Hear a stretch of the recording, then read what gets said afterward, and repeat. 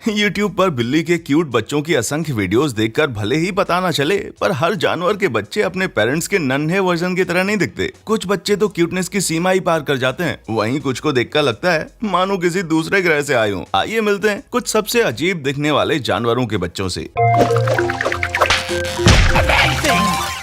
Number 20, आर्डवर्क के शावक। सब सहारन अफ्रीका में पाए जाने वाले आर्डवर्क के शावक को आप जितना ज्यादा देखेंगे वो उतना ही अजीब लगेगा। खरगोश, कंगारू और सुअर के मिक्सचर जैसे दिखने वाले इस जानवर के नाम का मतलब अफ्रीकांस के भाषा में अर्थ पिग या जमीन में रहने वाला सुअर होता है। करीब 2 हफ्ते होने के बाद ये रात को खाना तलाशने के लिए अपनी माँ के पीछे जाने लगते हैं। इस दौरान वे अपने नाखून और सील बंद की जा सकने वाली नाक से जमीन खोद के चींटी और दीमक खाना सीख लेते हैं। भले ही इनके बड़े बड़े नाखून हो, पर फिर भी ये बड़ा आर्डवर्क होगा भाई। नंबर 19, पेंगो पप्स। ये अजीब प्राणी अफ्रीका और एशिया के जंगलों में और घास के मैदानों में पाए जाने वाले पेंगोलिन का बच्चा या पेंगो पप है, जिसे पहली नजर में कोई भी पाइन कून समझ ले। ये तेज नाखून वाले पंजों और नरम गुलाबी स्केल्स के साथ पैदा होते हैं, जो कि 24 घंटों के बाद सख्त हो जाती हैं। अपनी जिंदगी के शुरुआती महीनों में ये पूरी तरह से अपनी माँ के दूध पर निर्भर होते हैं और किसी मंकी डायनासोर की तरह माँ की पूंछ पे सवारी करते हैं। दूध पिलाते वक्त या खतरा महसूस होने पर माँ बच्चों को पूरी तरह से अपने शरीर में लपेट लेती है ताकि उनका नन्हा और मुलायम शरीर सुरक्षित रहे। अब ये हुई ना protective parenting. Number 18, Damascus kids. झूलते हुए लंबे कान और भोले एक्सप्रेशंस वाले डमेस्कस गोट के बच्चों को देखकर लगता है कि ये हमेशा ऐसे ही क्यूट दिखेंगे। कुछ लोग कहेंगे कि हाँ दिखेंगे, पर एकदम व्यस्क डमेस्कस गोट को देखने के बाद आपकी राय बदल जाएगी। बड़े होने पर उभरे हुए माथे, लंबी गर्दनें और मोटे मोटे जबड़े इन्हें एक भयानक लुक देते हैं। बचपन की क्यूट शक्ल से एकदम अलग। साइप्रस, लेबनान और सीरिया में पाई जाने वाली ये बकरियां अपने दूध के चलते बेहद कीमती मानी जाती हैं। पर ध्यान रहे,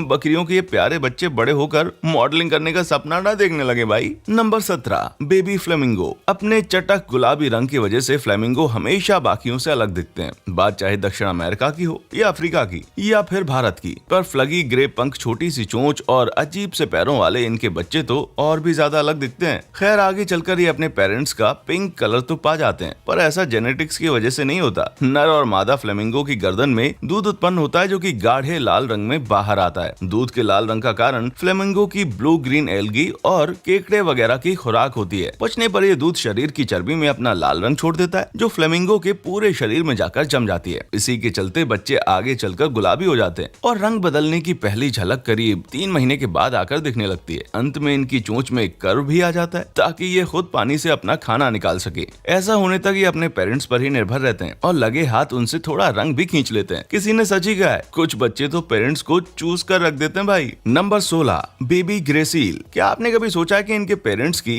ग्रे फर के मुकाबले सील के बच्चों की फर एकदम सफेद क्यों होती है? बेबी ग्रे सील्स की सफेद फर के पीछे इवोल्यूशन का हाथ है। बेबी सील्स में ब्लबर या चर्बी की मोटी परत बनने में कई हफ्ते लग जाते हैं। तब तक शरीर की गर्मी बचाने के लिए दूसरे जानवरों की तरह बेबी सील्स भी हल्के रंग के बालों का सहारा लेते हैं। पर सफेद रंग क्यों? इससे तो ये बीच पर दूर से नजर आ जाएंगे, क्योंकि सील्स का इवोल्यूशन आइस एज में हुआ था। उस वक्त ये रंग अगल बगल की सफेद बर्फ में घुल मिल जाता था और बच्चों को शिकारियों की नजरों से बचाता था। वैसे अब ये गुण किसी काम का नहीं रहा। इसे बस इवोल्यूशन की एक यादगार समझ लीजिए। बस ये सुंदरता ही बढ़ा रहा है बच्चों की, वरना बीच के माहौल में ये रंग प्रैक्टिकल नहीं है। नंबर 15, फेलाबेला घोड़े के बच्चे। अगर आपको बताया जाए कि दुनिया का सबसे बड़ा घोड़ा करीब 7 फीट ऊंचा है, तो फेलाबेला घोड़े के बच्चे या फोल की छोटी कदकाठी एकदम असंभव सी लगेगी। यस, केवल 21 से 34 इंच ऊंचाई के होते हैं और फोल्स तो मात्र 10 इंच के। इनका साइज तो घोड़े से कम, कुत्ते से ज्यादा मेल खाता है भाई। ये प्रजाति अर्जेंटीना में पाई जाती है और बच्चे का प्यारा सा बड़ा सिर, बौना कद और छोटे छोटे पैर होते हैं। पर बड़े होने के बाद इनके शरीर के अंगों का अनुपात आम घोड़ों जैसा ही हो जाता है। ये घोड़े आपकी गोद में भी बैठ सकते हैं, पर आप इनकी पीठ पर बैठ के सवारी करने मत निकल जाइएगा। नंबर 14, हिप्पो के बछड़े। आमतौर पर हिप्पो देखने में बड़े ही अजीब लगते हैं, पर उनके बछड़े अजीब के साथ साथ काफी क्यूट भी लगते हैं। सिलवटों से भरी चमड़ी और मूछों वाले ये बच्चे जन्म के वक्त 50 से 100 पाउंड के होते हैं और ये अपने नन्हे पैरों से पानी में लपकते हैं ताकि कहीं माँ पीछे ना छूट जाए।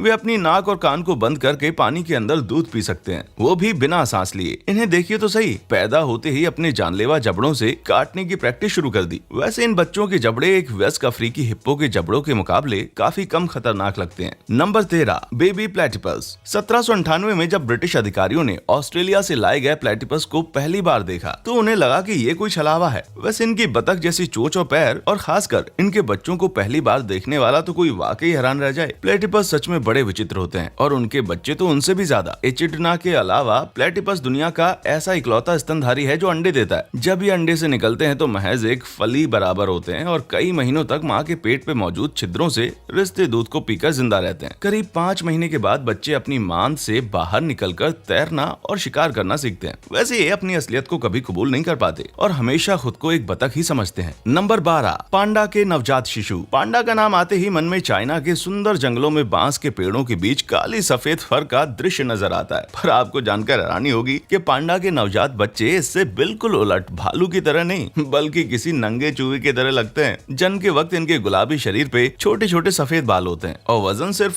कुछ आउंस ही होता है। 3 महीने की उम्र से पहले ये खुद से चल नहीं पाते, इसलिए इनकी माँ ही इन्हें हर जगह ले जाती है। पहली नजर में ये भले ही खतरनाक लगे पर माँ के जबड़ों में ये पूरी तरह से सुरक्षित रहते हैं। ये बच्चे बहुत ही नाजुक होते हैं, इसलिए मौमी पांडा को कुछ ज्यादा ही सावधानी बरतनी पड़ती है। यहाँ तक कि कई महीने बीत जाने के बाद भी ये माँ की सहायता के बिना पखाना तक नहीं कर पाते। इसी वजह से जब तक हम ये बात समझ पाते हैं तब तक कैद में रखे पांडा के कई बच्चों ने कॉन्स्टिपेशन से दम तोड़ दिया होता है। पांडा पेरेंट्स को तो सांस लेने तक की फुर्सत नहीं मिलती होगी भाई। Number 11, Dumbo octopus. डिज्नी के गुलाबी हाथी की तरह दिखने वाले ये बेबी ऑक्टोपस सतह से 13,000 फीट से ज्यादा की गहराई में रहते हैं, यानी सबसे ज्यादा गहराई में रहने वाले ऑक्टोपस। अंडे से निकलने के वक्त ये महज आधे इंच के होते हैं और इनके कान जैसे फिन समेत जरूरत के सारे अंगों का विकास अंडे के अंदर ही हो जाता है। पैदा होते ही ये तैरने या शिकार करने में सक्षम होते हैं, पर शुरू में पोषण के लिए इनके अंदर अंडे की जर्दी जैसा योग भी होता है। इनके पेरेंट्स इनकी जरा भी मदद नहीं करते, यानी कि दुनिया से खुद ही निपटना होता है भाई। Number 10, baby लम्पस्कर्स। जी नहीं, ये किसी नाक से निकली गंदगी नहीं बल्कि एक बेबी लम्पस्कर फिश है। उंगलियों जैसी साइज वाले ये तैराक पैदा होने के महज 10 दिनों के बाद ही छोटे कीड़ों और मछलियों का शिकार करने लायक हो जाते हैं। इनके पिछले फिन्स तो ऐसे कमाल के होते हैं कि किसी भी सतह से चिपक जाएं। जिंदगी का पहला साल ये पत्थरों से चिपक कर या समुद्र के तल पर तैरते हुए बिताते हैं। बड़े होने पर इनकी अलग अलग प्रजातियों का साइज 1 से लेकर 21 इंच तक का हो सकता है और धीरे धीरे ये खुले समुद्र में भी तैरना शुरू कर देते हैं। नाक की गंदगी जैसे लूक के हिसाब से तो ये बड़े ही काबिल निकले भाई। Number 9,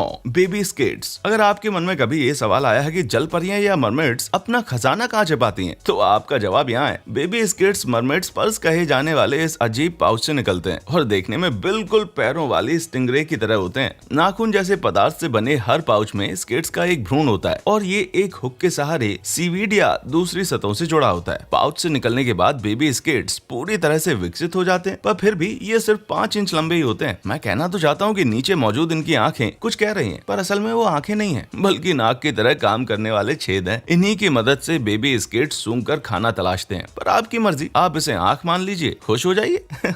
number 8, baby axolotl. अंडे से निकलने के वक्त मैक्सिकन एक्सेलोटेल मुश्किल से आधे इंच के होते हैं और इनका शरीर ट्रांसपेरेंट होता है, यानी शरीर के आर पार अंदर मौजूद अंगों को देखा जा सकता है। ये ताज जैसे गलफड़ों के साथ पैदा होते हैं जिनमें लंबे लंबे फिलामेंट होते हैं ताकि गैस एक्सचेंज के लिए सरफेस एरिया बढ़ाया जा सके। ये ताज जिंदगी भर इनके साथ रहता है और ठीक से पैर उगने से पहले ही ये शिकार करने लग जाते हैं। करीब 10 दिन बाद एक्सेलेटोल के पैर उगने लगते हैं, पर ये 18 महीनों के बाद ही पूरी तरह से वयस्क होते हैं। एक पैर इधर, एक हाथ उधर। ये ओबाइचर तो बड़ा ही लापरवाह है भाई। वैसे होशियार रहिएगा क्योंकि ये अपने भाई बहन तक को मार के खा जाते हैं। नंबर 7, हमिंग बर्ड के चूजे। हमिंग बर्ड्स तो इंटरेस्टिंग होती हैं, पर इनके चूजे तो इनसे भी बढ़ के होते हैं। मटर के दाने के बराबर इनके अंडे दुनिया में सबसे छोटे माने जाते हैं। अंडे से निकलने के वक्त इस नन्ही चिड़िया का वजन किसी पेन के ढक्कन के वजन का आधा होता है। बाहर आने के बाद ये धीरे धीरे आंखें खोलती है, फिर इसके पंख निकलने शुरू हो जाते हैं। करीब 1 महीने के बाद ये घोंसले से बाहर निकल कर उड़ना शुरू कर देती है। फिर भी ये लपलपाती जबान वाले छोटे से रुई के गोले से ज्यादा कुछ भी नहीं लगती। नंबर 6, लेडी बग का लार्वा। सुंदर और प्यारी से दिखने वाली वयस्क लेडी बग के मुकाबले इनका लार्वा तो बहुत ज्यादा भयानक लगता है। अंडे देने के 4 दिन बाद ही उसमें से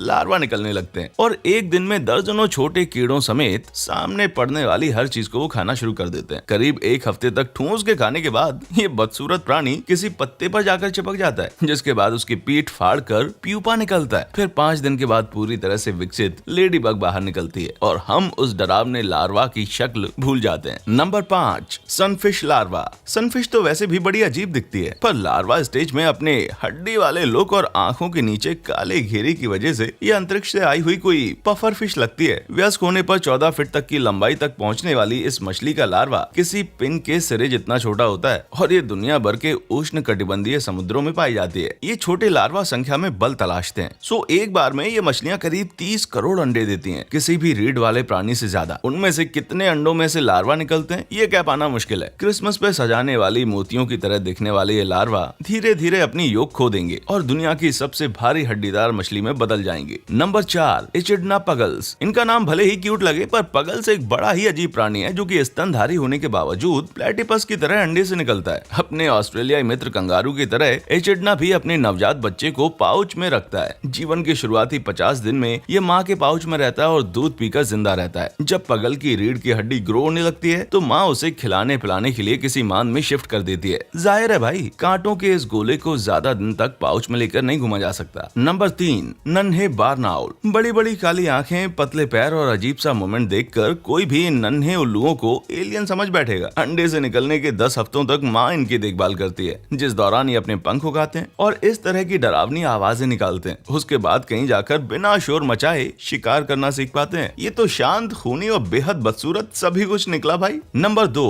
जेलीबीन जोई। नवजात कंगारू आधे इंच से सिर्फ थोड़ा सा ही बड़ा होता है और इन्हें देखकर कोई कह नहीं सकता कि ये आगे चलकर कंगारू बनेगा। ये नन्हे बच्चे माँ के गर्भ से निकलने के बाद रेंगकर उसके पाउच में पहुंच जाते हैं। पाउच जोई के लिए बहुत जरूरी होता है क्योंकि ये बाकी स्तनधारियों के बच्चों की तरह विकसित नहीं बल्कि भ्रूण होता है। ये करीब 9 महीने तक माँ के पाउच में रहते हैं और फर, नजर और जिंदा रहने के लिए जरूरी दूसरे अंगों को विकसित होने के बाद ही बाहर की दुनिया में निकलते हैं। नंबर 1, नवजात किया। किया न्यूजीलैंड में पाई जाने वाली बड़े तोतों की प्रजाति है और इसका नवजात चूजा इतना बदसूरत होता है कि इसकी माँ के अलावा कोई प्यार ही ना कर सके। ये चूजे आंख, चोंच और नाक के इर्द गिर्द पीले रंग के होते हैं और नीचे का नाजुक शरीर सफेद रंग का। 10 से 13 हफ्ते की उम्र से पहले तक ये ऐसे दिखते हैं मानो रात में ठीक से सोए ना हो। उसके बाद इनके पंख उगने लगते हैं। वैसे शिकारी इनकी बदसूरत शक्ल से नहीं डरते। पॉसम, चूहे, स्टोट और बहुत से दूसरे जानवर इन चूजों का शिकार करते हैं, जिसके चलते इनमें से सिर्फ 27% ही वयस्क हो पाते हैं। पर वयस्क होने के बाद खूबसूरत रंगीन लुक के साथ इनकी पूरी काया ही पलट जाती है। तो इनमें से किस जानवर का बच्चा आपको देखने में सबसे अजीब लगा? क्या आप भी ऐसे किसी बच्चे के बारे में जानते हैं जो कि इतना बदसूरत हो कि माँ भी उसे प्यार न करे? नीचे कमेंट सेक्शन में हमें जरूर बताएं। हमारा चैनल देखने के लिए आपका शुक्रिया।